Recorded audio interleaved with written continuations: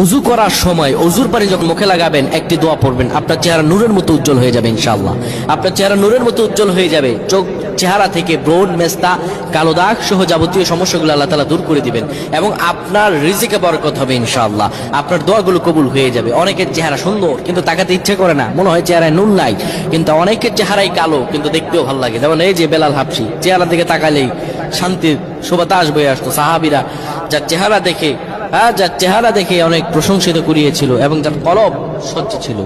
প্রিয় ভাইরা আমার, ওযু যখন আপনি করবেন, ওযুর পানিতে যখন আপনার চেহারা ভিজাবেন, তখন ওযুর পানিতে আপনি এই দোয়াটা 3 বার পরে, দুরূদ শরীফ 3 বার পরে ফু দিবেন।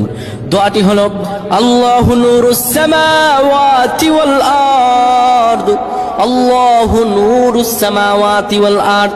পানিগুলো নিয়ে সেই পানির মধ্যে আপনি ফু দিয়ে চেহারার মধ্যে লাগাবেন। আমার